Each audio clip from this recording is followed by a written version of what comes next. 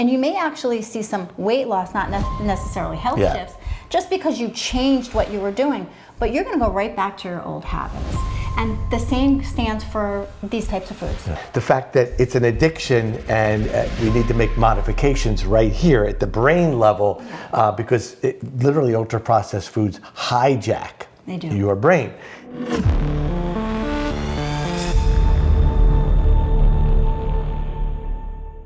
So in a previous video, we established that fear may be the #1 reason that is killing us worldwide today. But what do you think the second most common problem facing the world today, worldwide, maybe the true silent killer is? And I know you know the result. I do. And fear is a big one. But I think, hands down, ultra-processed foods, without question. Our society today, the generation today, is all about convenience and fast and not necessarily healthy. And it's a big moneymaker. I mean, it's a big billion-dollar business, but ultra-processed foods hand out. And if you're eating these foods today, from my standpoint, you could be walking right into a heart attack. Oh, 100%. So, you know, everybody thinks cholesterol and blood pressure are the main causes of heart disease, but really our diet, of course, and you have a big thing to say about this, but ultra-processed foods are right up there with destroying not only our hearts and our brains, but our lives. Absolutely. So, but before we go any further, I'm sorry, let's establish what is ultra-processed foods, right? Because maybe everyone watching isn't sure what ultra-processed foods are. And basically, it's foods that are designed in a warehouse or factory that you can't make in your kitchen. So if you pick up a package and it has, 5 to 100 ingredients in it and you don't know the names in it, it's probably an ultra-processed food. And if you can't take those ingredients and make it in your own kitchen, then it's probably not good for you. So that's really, it's a very basic definition, but... Well, I read that if it's food that's no longer food. Right. Right? It's been changed so much that it's no longer food. It's designed for taste and texture, and which we do when we cook also, but we do it with real whole food ingredients, and these are no longer that. So it's like if it comes in a box and it has more than 10 ingredients and has a shelf life longer than your dog. Yes. It's probably ultra-processed. Well, I always tell my clients, they'll send me pictures. Is this a good food or a label? I'm like, if it can stay in your pantry for months on end, no, it's not a good food. So, that's kind of a very brief indication. Well, the science behind this is even as more recent as 2023 and 24, ultra-processed foods were shown to have an increased risk of cardiovascular disease, cancer, and what we call all-cause mortality, which is dying from any cause. And also, at least a 25% increase risk of cardiac death. Yeah. So this is just as recent as 2023 and 24. It's in the news. Yeah. It's in the news. The question is, again, as you said, what is it? What do they have to look for? Without naming names, you can certainly name products. Sure, absolutely. That people have to look out for from that standpoint. Cookies, chips, frozen pizzas, boxed mac and cheese, instant noodles. I made a whole list so I didn't forget any. Seasoned meats like deli meats or hot dogs. Now listen, there are healthier versions of all of these things, so it's, we're talking about... Which you need to find. Right, traditionally not great quality, but breakfast cereals, even some protein bars and protein shakes have a lot of really poor ingredients that we would categorize them as ultra-processed foods as well.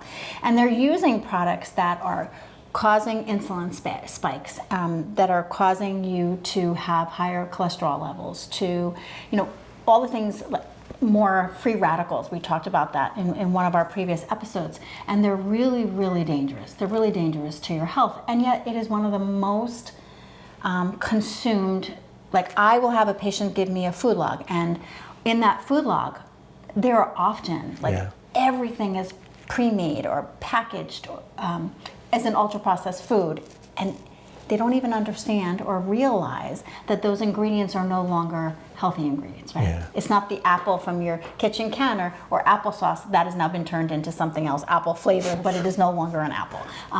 Probably poor example, but it is a good It's not a food anymore. It's not a food anymore. Well, so, from a scientific standpoint, what does ultra-processed foods do to our bodies? Well, basically, it overrides your brain, the full signal that your brain has. And that's what causes an addiction, if you will. It actually it's a behavioral modification on your brain. It's your dopamine center from a medical standpoint. And when it does that, it interferes with that signal. That's what leads to weight gain, fat, visceral fat in your belly, your trunk. And inflammation. And inflammation. Right. And insulin resistance, pre-diabetes. We're going to talk about that all the time. And all of that, as you just said, leads to systemic or whole body inflammation. And then, as I said, leads you down the path to a possible heart attack, stroke, etc. You talked about, these foods causing in the reward center in our brain to light up. And I think it's really important to, just kind of a side note, and it's kind of the geeky, nerdy part of me, but your gut microbiome, right? There's good bacteria and not so good bacteria there, to really simplify it. And the bad bacteria that causes all these ailments and inflammation, etc., thrive on yeast and sugar. And what are these predominantly made from? Yeast and sugar.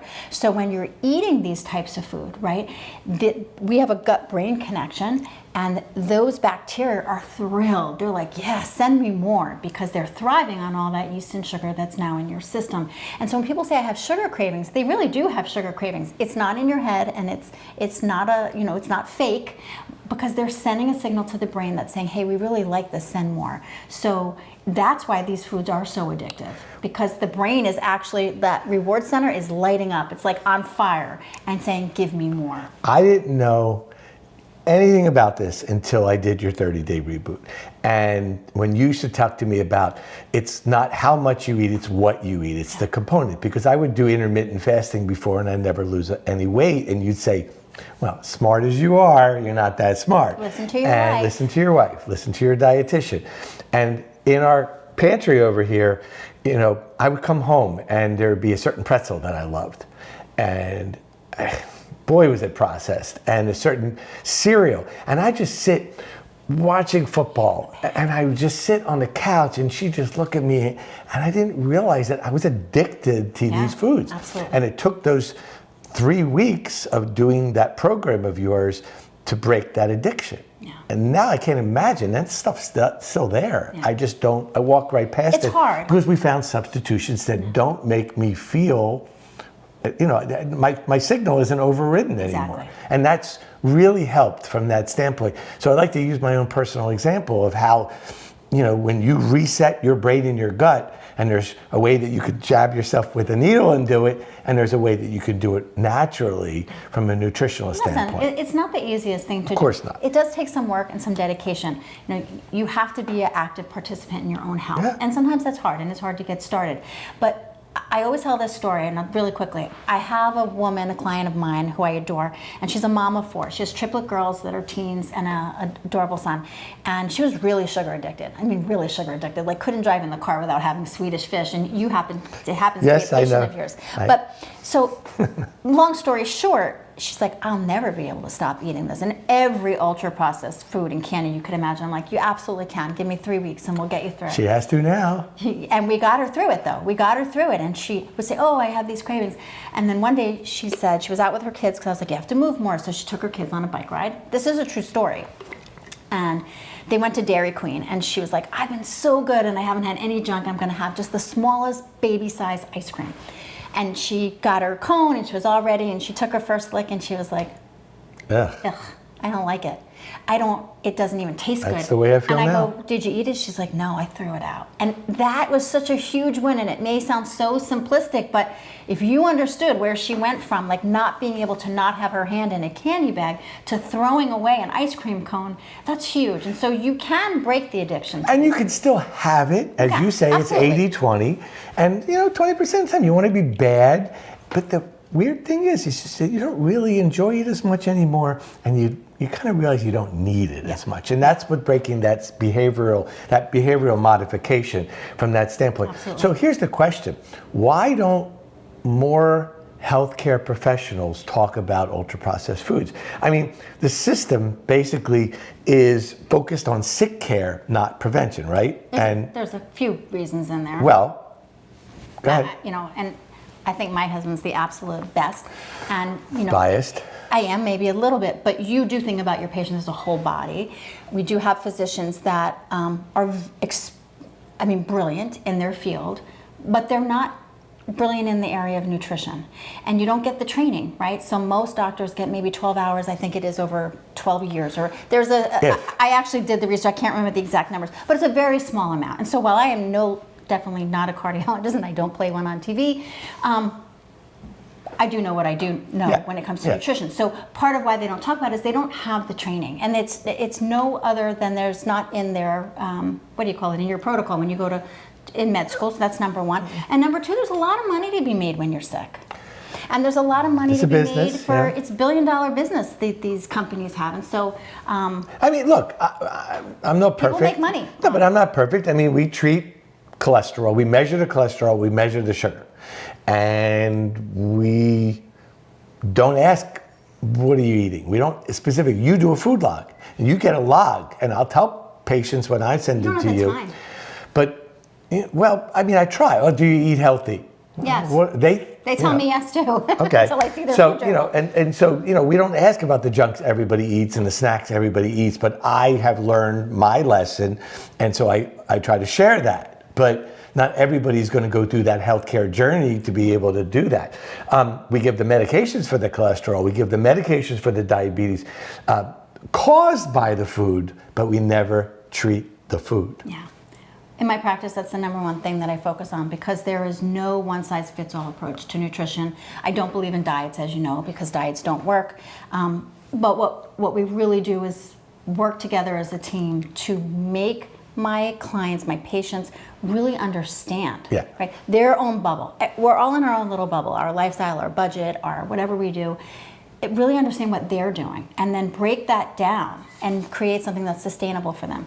And that takes time. You can't do that in one visit. You can't do that when you see your patient for, 15 minutes, whatever you're in that room with them. It's almost impossible. That is a journey to go on with a client. And you probably can't get them to completely stop all at once. You probably have to say the same thing. Cut one out a day, just like we talk about other issues. Just make one small act a day. And make changes, like substitutions, and really educate yourself. But the subtle changes, when you do your reboot, you're getting rid of everything in that 3-week period. And but not everybody can. Not everybody can, and you know that. And I said I'm not giving up my black coffee, that for the intermittent fasting, and that's part of it. You say, fine, don't give that up, and that's. Well, you didn't want to give up originally your creamer, but you gave it up. And I gave it up, and now I can't even. Other than Saturdays, sometimes I'll do it. Well, let's get to work, Absolutely. Right? So. Again, just like we talked about, the fact that it's an addiction, and we need to make modifications right here at the brain level, because literally ultra-processed foods hijack your brain, your biology. So what we need to do, and I think this is, if I'm not mistaken, the premise, correct me if I'm wrong, the premise of your book is that you're framing this as a life-saving daily habit shift, not a diet plan. 100%. Diets don't work because we can't sustain them long term. And so we really need to create healthy lifestyle, not just eating, and healthy lifestyle habits and changes. And sometimes for every person is different. Sometimes people are really, really excited and they can make those changes and sustain them long term. And other people, I work for 6 months to a year before we get there. And that's okay. I have 2 models I tell my clients all the time. Always. First is progress over perfection. Sometimes people give up because they want the big change overnight, and that's not really realistic. And give yourself some grace, because when I have a client come and sit in the chair and I'll say, how old are you? And they'll say, making a number here, 55.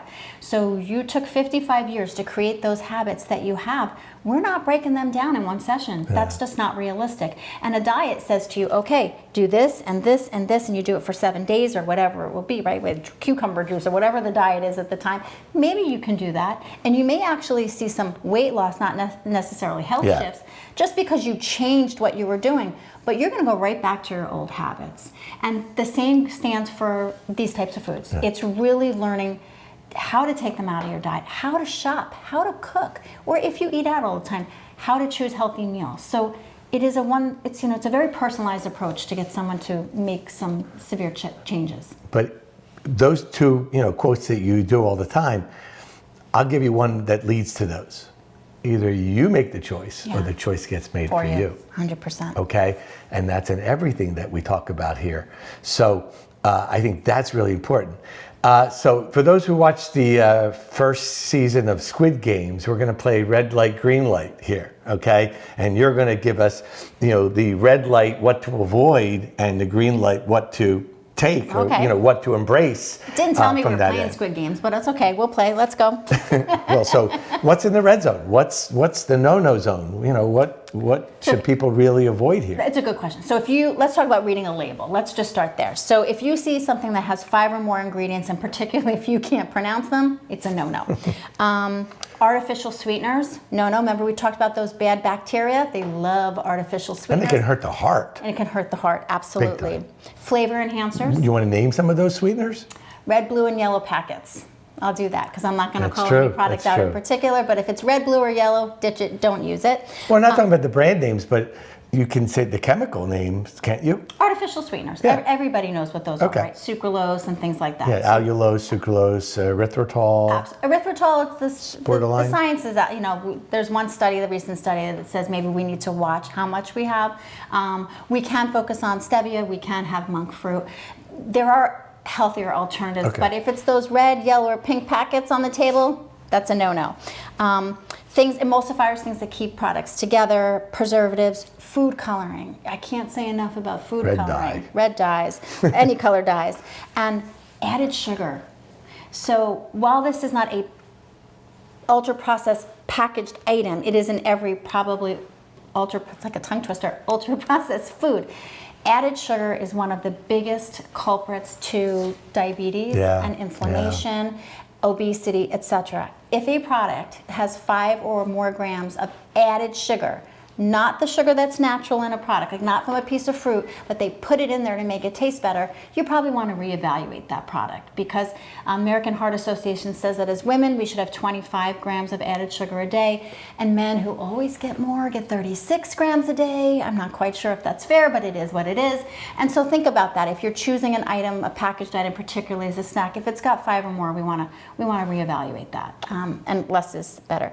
And if it says diet, sugar-free, low-fat, fortified, instant, or energy, you probably want to ditch those as well. So that's kind of a long laundry list. I always say I'm not always the most popular at the table, but I will keep I always it say, healthy.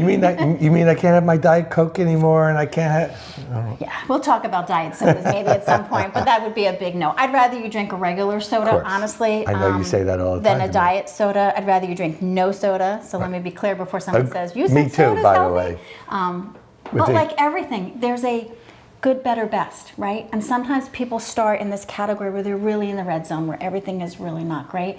It takes time to get to the green zone. And so every little change that you make or a product that you remove is an improvement in your health. So it's not all or none. It really isn't. Do we have green zone now? Green light? Well- Nobody gets shot? Nobody's going to get shot. But I think that if we just talk about, if you can make it in your kitchen with whole foods, it's a yes. If you can choose whole foods, minimally processed, made from fresh fruit, veggies, nuts, seeds, whole grains, legumes, which are beans and lentils and things like that, unseasoned meats, right?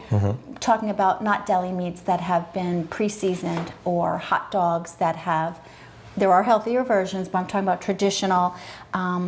You want to stay away from foods that have tons of sugar, like flavored yogurts and flavored things, and choose things like more natural, plain, if you can stomach it, if not put fresh fruit in it. There's a lot of ways. So really, if you everybody remember the old food pyramid, right? I mean, Isn't it reversed now? you want to eat it the most at the Mediterranean food pyramid is what we want to look at. Whole grains, fish, grass-fed meats, pasture-raised eggs and chicken, and then obviously there's loads of vegetarian and vegan options out there too. Well, that's the whole European diet versus the American diet, right? Well, I mean, there's why a do they reason live our longer? country, in our country, why are we one of the most obese countries? And unfortunately, That's it's because another whole lecture. the American diet, the standard American diet, what is SAD. the acronym? SAD. It is SAD, the You taught me standard that. American diet. And it is predominantly made up of fast food and ultra-processed Yeah, foods. yeah. And it is one of the reasons we have one of the highest rates of not only childhood obesity, heart disease, cancer, all chronic disease. Yeah, everything. Yeah. So did we cover all the green zone stuff? I mean, we cover it in general. Good. All right. Yeah. So, from a medical standpoint, we've talked about it in our prior episode about waist to hip ratio versus the BMI. And so that's really important to kind of focus on your diet. So if your waist to hip ratio is significantly elevated, make those changes. Get rid of the red light, go to the green light, and you can see your waist shrink, and it does work. I can attest to that. When we do labs, if you really want to focus on that, it's the metabolic labs. So again, high triglycerides, low good cholesterol, high insulin levels, of course the A1C. In a prior episode, Hemoglobin, please. sorry, A1C, just in case they don't know Yeah, what it is. hemoglobin A1C. That's a screenshot of your blood sugar, how much sugar's in your blood over a 3-month period of time.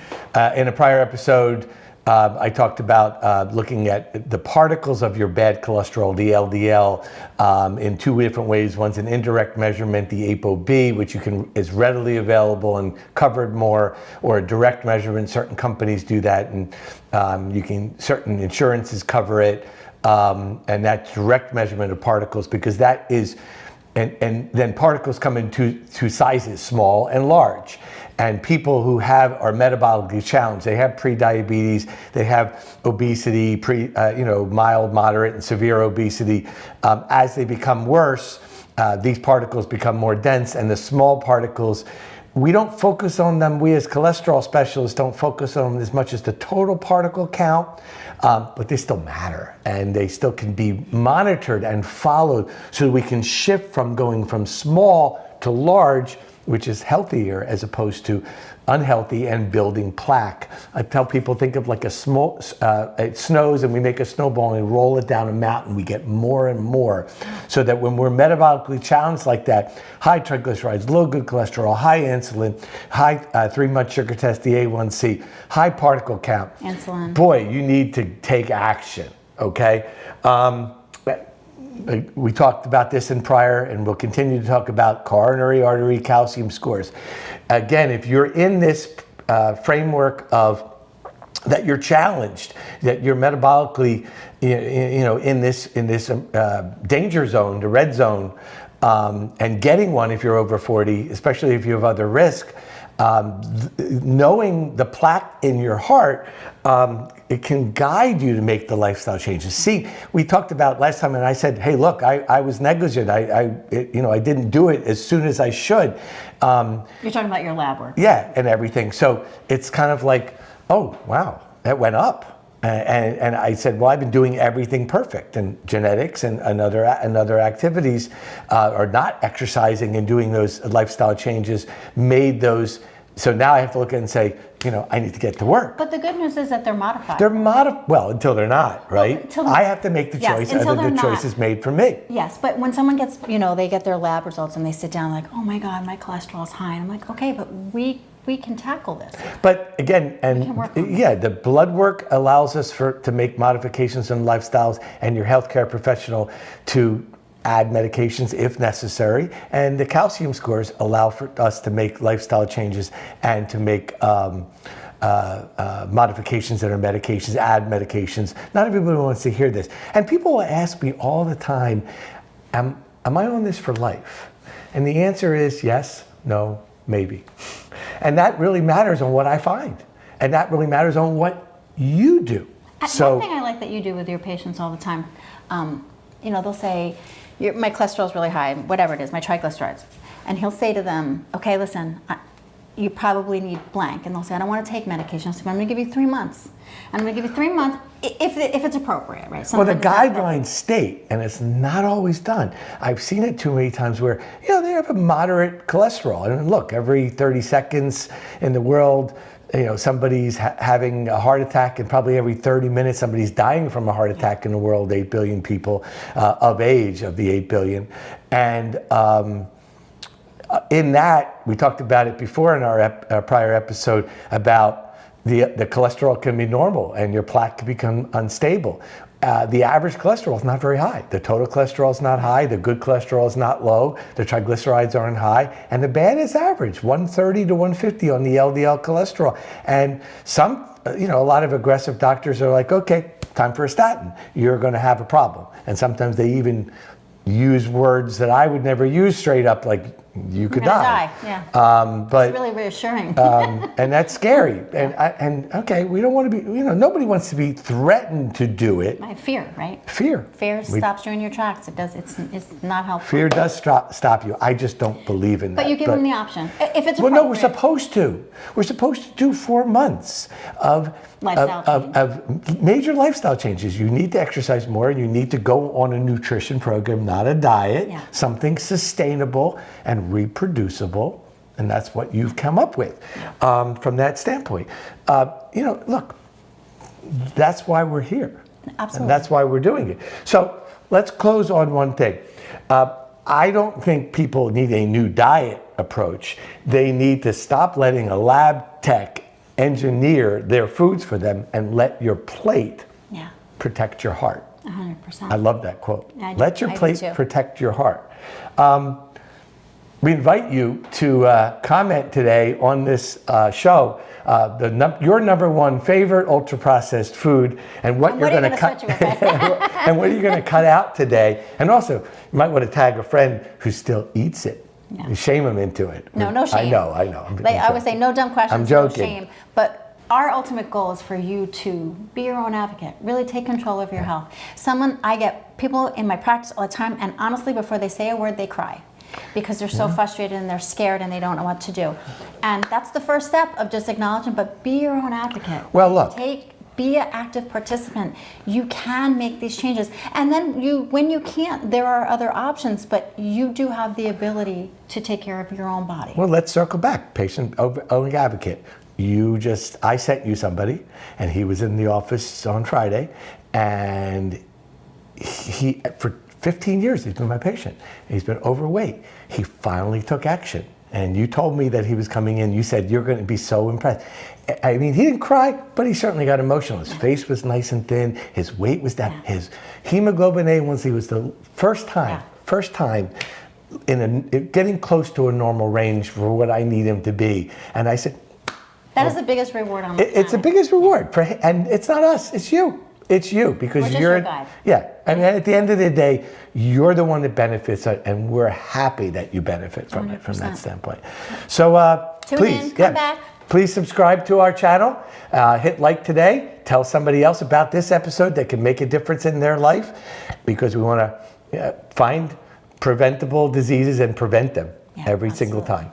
So let's get to work. Hi, I'm Philippa Beddington, registered dietitian and integrative wellness specialist, and I am the creator of Phil Knows Food and the author of Cracking the Food Code. Hi, I'm Dr. Scott. I've spent 30 years in the cardiac cath lab, and I am sick and tired of seeing preventable diseases not prevented.